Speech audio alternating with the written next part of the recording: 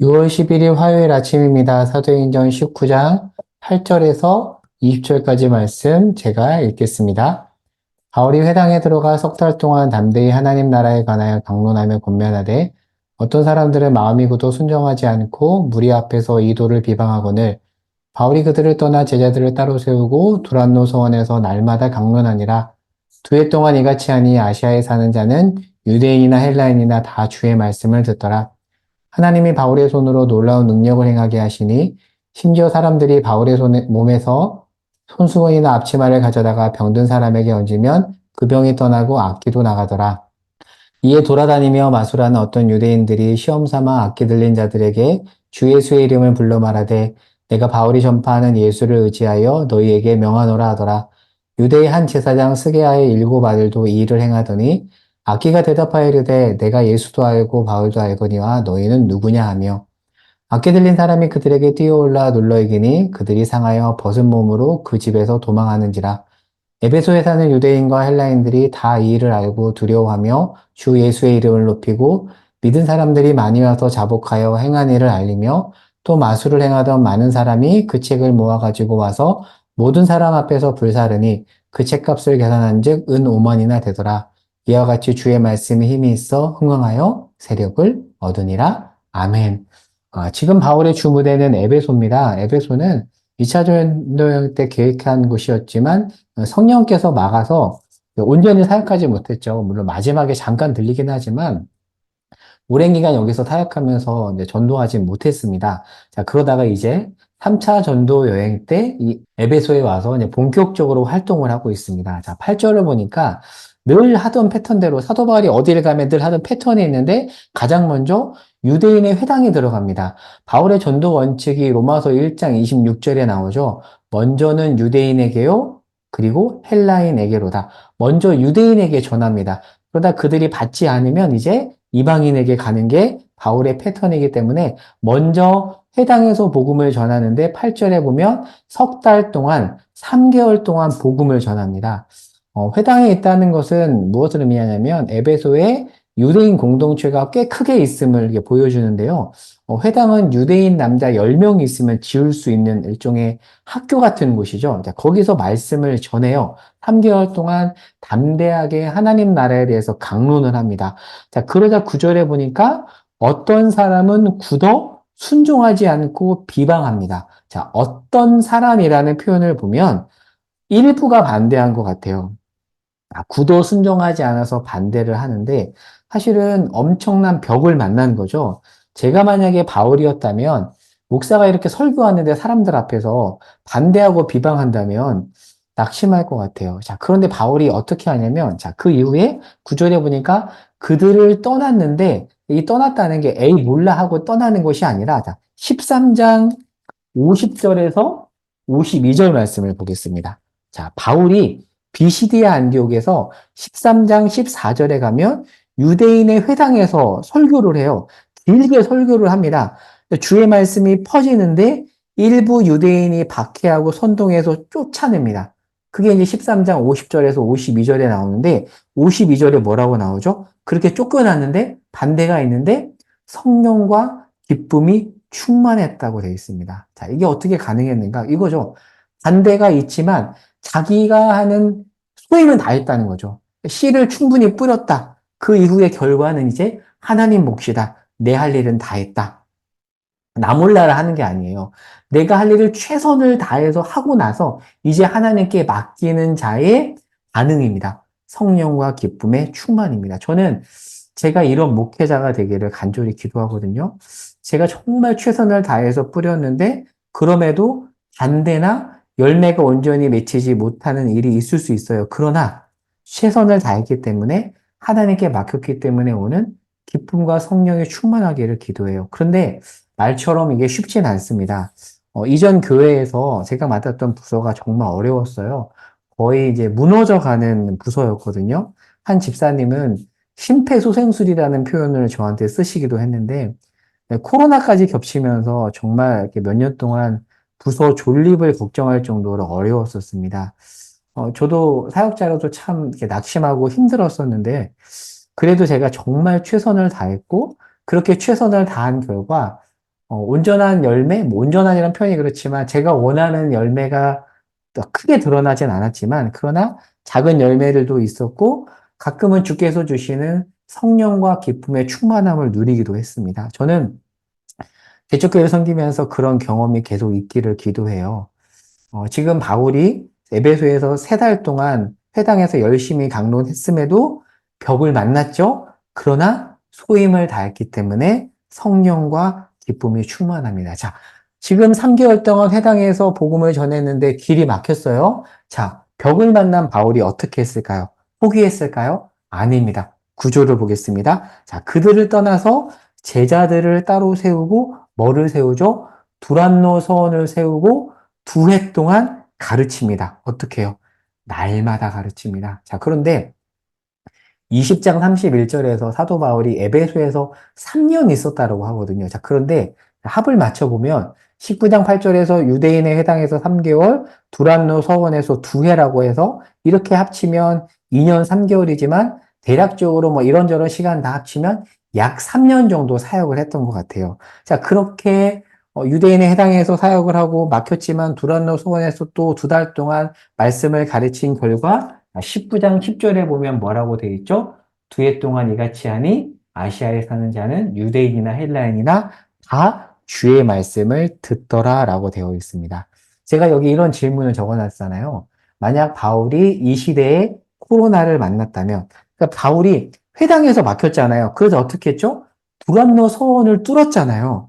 그러니까 벽을 만나자 멈추는 것이 아니라 새로운 활로를 뚫어요. 그렇게 본다면 바울이 2020년도에 코로나를 만났다면 아마도 저는 이렇게 생각해요. 바울은 오프라인 모임이 되지 않는다면 유튜브나 SNS를 통해서 말씀을 전했을 것 같아요.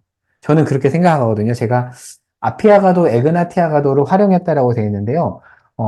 아피아가도 에그나티아가도는 로마의 군사 도로인데요. 이 도로로 따라서 사도 바울이 전도 여행을 합니다. 그래서 전도 여행 코스를 추적해 보면 다 아피아가도 에그나티아가도를 따라서 가요. 그러니까 로마가 식민지를 원활하게 통치하기 위해서 만든 군사 도로를 바울이 전도 여행 코스로 활용했던 것처럼 아마도 사도 바울은 이 시대에 사역했다라면 코로나를 만났다면 미디어를 활로로 찾아서 계속 말씀을 전했을 것 같아요. 제가 코로나 때 벽을 만났어요. 어려운 부서였는데 맞자마자 코로나가 왔습니다. 그러면 제가 멈추었을까요? 아니요. 3월부터 곧바로 생전해보지도 못했던 줌과 유튜브를 활용하고 어, 유튜브를 통해서 미디어 영상 편집하는 거를 배워서 영상을 편집하기도 하고 근데 그게 이어서서 지금도 제가 이렇게 하잖아요. 그때 반응과 상관없이 정말 꾸준히 했어요. 때로는 낙심하는 일도 있었지만, 크진 않지만 열매도 있었고, 그리고 보람도 있었습니다. 바울도 그랬잖아요. 벽을 만나면 멈추지 않고 새로운 시도를 하면서 말씀을 전하잖아요. 어, 저도, 네, 그랬었기 때문에 이 말씀을 준비하면서 그때 생각이 났어요. 만약에 바울이 회당에서 반대를 보고 멈추었다면 어떻게 되었을까요? 그런 열매가 별로 맺히지 못했겠죠. 바울은 특별히 구절에 보면 제가 인상 깊게 와닿는 단어가 하나 있는데요. 날마다라는 표현이 있습니다. 자, 여기 한번 밑줄을 그어보세요. 바울은 2해 동안 두란노 소원에서 매일매일 날마다 다루었는데요. 우리 역본에는 없지만 서방 역본에 보면 5시에서 10시라는 표현이 있습니다. 오늘날 시간으로 환산하면 오전 11시에서 오후 4시까지인데요. 그러니까 바울은 오전에 천막 만드는 일을 하고 그 이후에 오전 11시부터 오후 4시까지 이 역본이 맞다라면 매일매일 말씀을 가르쳤던 거죠. 그러니까 그렇게 날마다 하니까 비로소 열매가 맺힌 거예요. 그러니까 한 번 딱 했는데 막 크게 모인 것이 아니라 꾸준히 반대에도 불구하고 하다 보니까 열매가 맺힌 거죠. 마치 저희 교회 아침 묵상 설교처럼 매일매일 그렇게 꾸준히 하다 보니까 조금씩 맺힌 거죠. 그러니까 바울은 한 방 훅을 날린 것이 아니라 날마다 조금씩 잽을 날린 거예요. 저는 이게 사도 바울의 사역 원리라고 생각합니다. 사실 저는 겸손한 표현이 아니라 잘하는 게 없어요. 그나마 제 입으로 제가 잘한다고 말할 수 있는 건 하나 있습니다. 저는 꾸준히를 잘해요. 그냥 조금씩이라도 부족해도 꾸준히 계속, 그래서 아마 목회를 그만둘 때까지 그렇게 꾸준히 하게 될 것 같아요. 그 속에서 하나님이 때로는 열매를 맺게 하신다면 또 감사하고, 또 내가 생각했던 것보다 맺히지 않더라도 저는 꾸준히 함으로써 작은 열매라도 저는 보게 될 거라고 믿거든요. 바울의 사역 원리를 통해서 우리가 알 수 있는 그런 내용을 여기까지 살펴봤고요. 자, 조금 더 보도록 할게요. 자, 에베소에서 있었던 일을 11절에서 20절에서 보면은, 자, 아데미 신전이 에베소에 많았습니다. 지금도 이렇게 지리 탐방을 가면 아르테미스, 아데미 신전이 이렇게 있음을 볼 수 있는데, 이게 아데미 신전입니다. 그래서 이 신전 문화 때문에 여기에는 마술사가 굉장히 많이 있었는데요. 자, 이곳에서 바울의 몸에서 손수건이나 앞치마를 통해서 기적이 일어납니다. 다른 지역에서는 이런 일이 없었는데 왜 이 지역에서 이런 일이 일어나도록 하나님이 허락하셨냐면, 이 지역의 특징이다 보니까 그 특징을 하나님께서 사용해서 이 지역 사람들에게 맞게 기적을 행하신 거예요. 특별히 예수의 이름으로 마술을 행하려는 자가 있었는데요. 하나님이 권능을 행하심으로 도리어 예수를 알리십니다. 그리고 나서 마술을 행하던 자가 책을 불사르는데 그 책값이 은 5만이라고 되어 있죠. 19장 19절에 보면 계산한 즉 5만이다라고 되어 있는데요. 오늘날 환산하면 몇십억이 된다라고 해요. 그러니까 어마어마한 액수의 책을 불태우는 그런 일이 바울 사역의 결과 있었던 것이죠.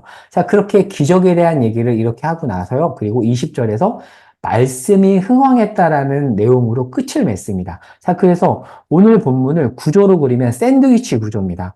8절에서 10절까지 말씀에 대해서 나오고 11절에서 19절까지 기적이 나오고 마지막에 말씀이 나오니까 사실은 핵심은 말씀이에요. 그러니까 기적도 손가락입니다. 말씀을 가리키는 손가락이니까 기적의 강점이 있지 않습니다. 하나님은 기적 없이도 말씀이 흥황하게 하시지만 에베소라는 특수 지역을 고려해서 기적을 사용하신 겁니다. 오늘 말씀을 정리해 볼게요. 에베소에서 있었던 가장 중요한 사역의 열매는 사실은 말씀의 흥황입니다. 기적이 아니에요. 말씀의 흥황입니다. 5월 12일 제가 주일 설교 때 말씀 흥황에 대해서 설명했던 적이 있는데요. 박대영 목사님의 책에 나오는 글인데 제가 다시 한번 읽어볼게요. 말씀이 왕성했다는 말은 설교가 길어졌다는 말도 아니고 성경 공부 모임이 많아졌다는 말도 아닙니다. 말씀의 영향력이 커졌다는 뜻입니다. 성도들이 말씀을 대하는 태도가 달라졌다는 뜻입니다. 사도들의 말씀에 더 강력한 성령의 역사가 나타났다는 뜻입니다. 그러니까 말씀이 왕성했다라는 것은 궁극적으로 성령의 일하심이지만 사실 그 안에 뭐가 있었죠? 사도 바울의 날마다가 있었어요.